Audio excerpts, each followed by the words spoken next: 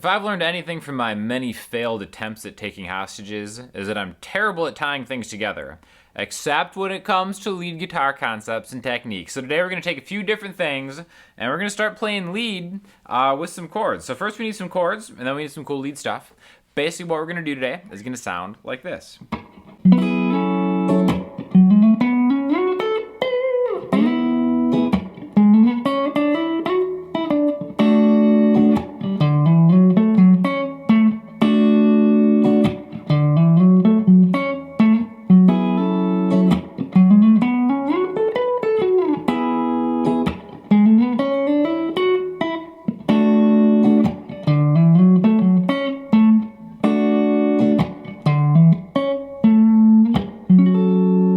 Okay, so if you watched any of the other videos I've been doing this month that have been sponsored by Sweetwater, I've been doing a lot of 3 notes per string stuff, okay?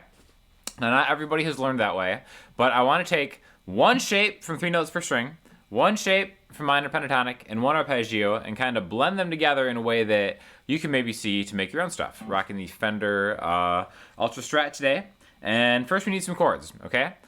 So far, pretty much everything we've been doing on the channel this month has been in the key of A. Now, we're going to do this in a way where we don't actually play an A major chord, but we're going to use chords in the key of A. So our chords are going to be F sharp, minor, E, and D. Okay? And we're going to use some kind of easy voicing so you can kind of really jump right into the lead playing part. The first thing I'm doing is this. Okay, so this is actually an F sharp minor 7. I've got the 7th fret, and I'm kind of borrowing the A through B string, and then I'm having my ring finger come down on the D string, 11th fret, and my middle finger come down on the B string, 10th fret. Okay? So this is an F sharp minor chord. And what we're going to do is we're going to take a simple chord shape, scale shape, into the minor pentatonic shape. So we're going to start off right there, all right? Now, if you've ever learned the minor scale shape, it's actually, I think, one of the easier ones to do it. And since this is where the minor scale would be in this key, which you don't even have to know, but just think of this chord shape followed by this. Okay? 9, 11, 12, 9, 11, 12, 9, 11 on the A, D, and G strings. So we could just play those notes in order right after it. And that sounds cool. Is it musical? We're really just descending through those notes in order. You could probably make it a little more musical. So what we're going to do is we're going to take this, and then we're going to run it into the most musical sounding shape of all time, the minor pentatonic shape. All right? So the F sharp on the low E string is the 14th fret. Okay? So if we play the minor pentatonic shape that everybody knows, we end up with this. 14, 17, 14, 16, 14, 16, 14, 16, 14, 17, 14, 17. Okay, so what we're going to practice is sliding into the middle of this shape. So I'm kind of making my target spot the D string, 16th fret. You can always find that the 1 fret after where the dots start up again on the odd numbered frets, right? All right, so I'm going to start with the chord.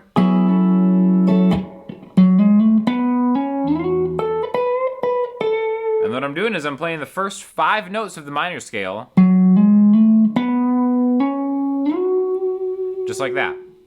I'm also utilizing double hammer-ons, which I covered in a video last week, where I'm just kind of playing the string once, but then getting the other 2 notes in this shape to kind of speed it up a little bit. Okay, see how that works? So we've got 9, 11, 12, 9, 11, 16. Okay, just practice that. And then once you get into here, then all those minor pentatonic licks that maybe you've practiced before are fair game. Again, the one we're going to use is going to sound like this.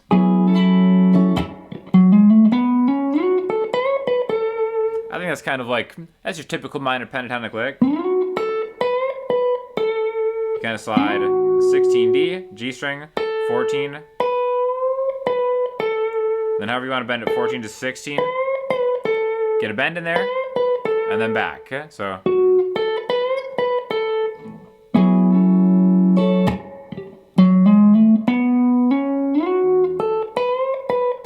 And again, you can change this however you want. The point is not to play it like this. The point is just to kind of make this connection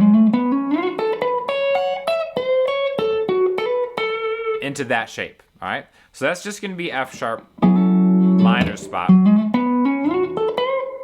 And then we're going to go into E major, okay? So we're going to play a really easy way. Just kind of like that A major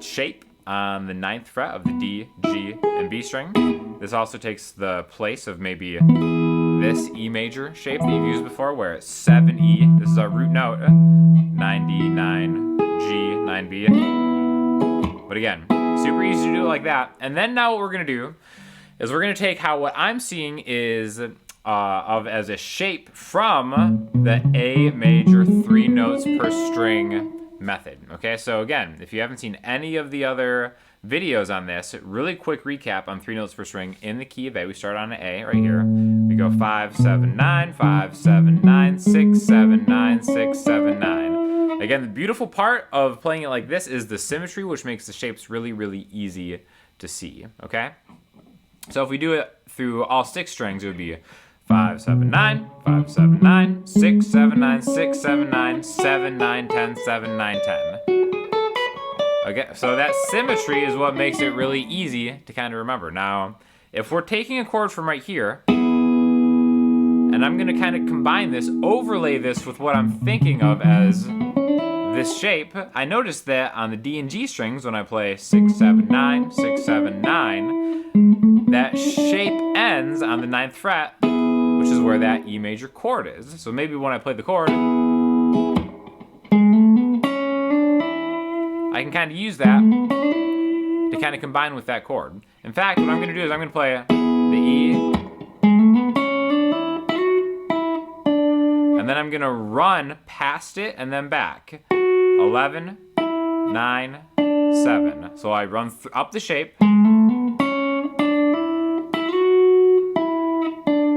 Okay, just like that. Now again, there's all these shapes within shapes and stuff. And again, I don't want to go over too much of the stuff I've talked about in the last few videos, but definitely watch those because I really think that those helped me a lot and kind of breakthroughs that I've had as far as seeing that one shape that starts on the 5 chord and then how you can run that into the next chord, so on and so forth, right? But again, I digress.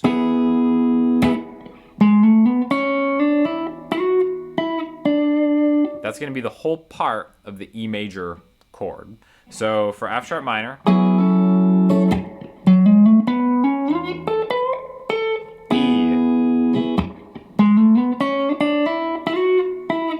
and then where does this lead us to?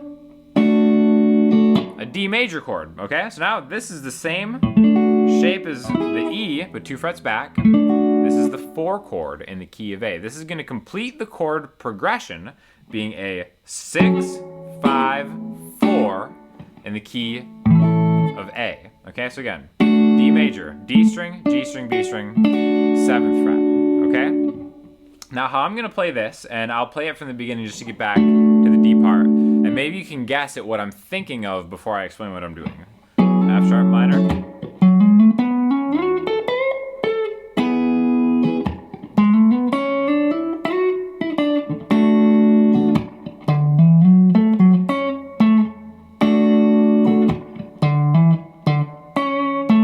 Okay, so I'm playing an arpeggio of the target chord that I want to hit.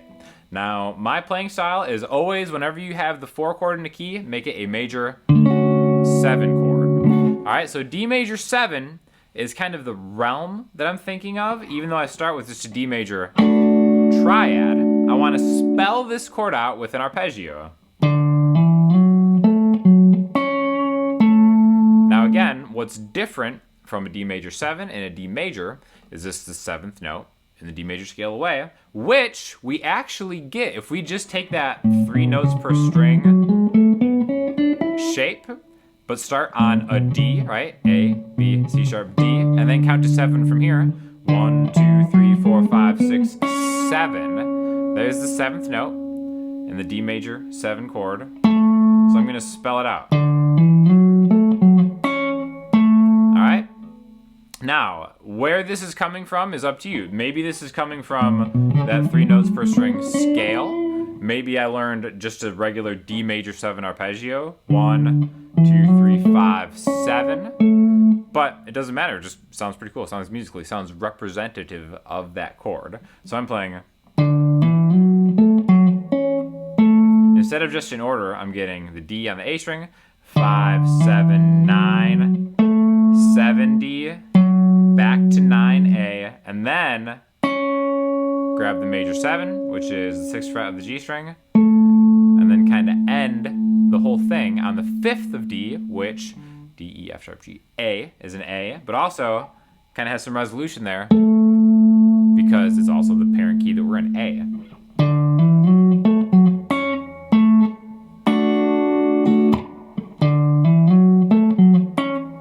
F sharp.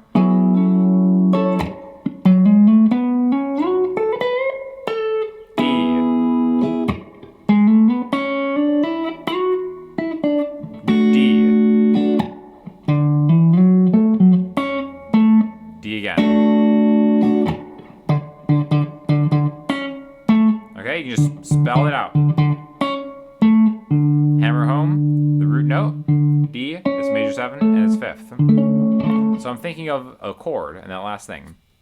And again, there are a million different ways to tie this together. Again, unlike these uppity hostages that are not worth my time anymore, let me tell you, that's a bad career move.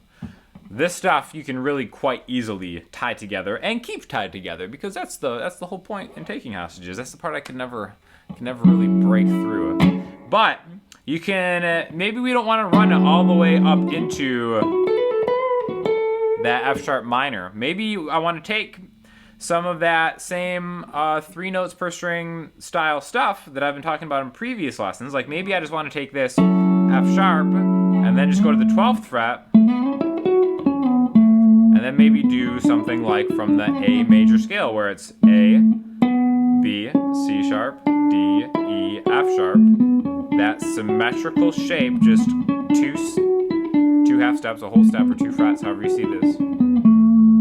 Away, just like that, right? And then you can kind of...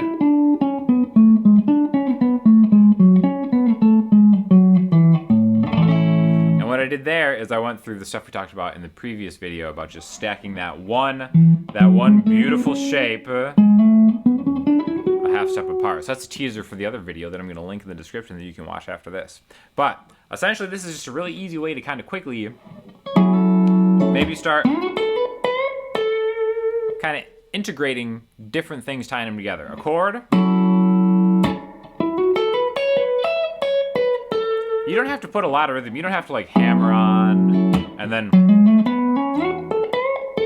if that's too much, I still encourage you because it's not that hard. It's just a double hammer on, a hammer on and a slide into that minor pentatonic. Again, all this stuff is movable in any keys. Wherever you are, if you're on the 6th chord, and then there's the 6th chord. If you're on the 6th chord and you run it up into its 5th, and then you just slide. However you see this slide getting from the 11th fret of the D string to the 16th fret of the D string, right? It's not that bad.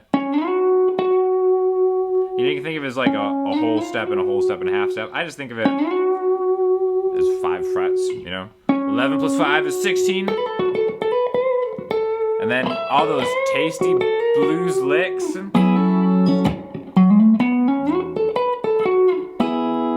Right into the E, D.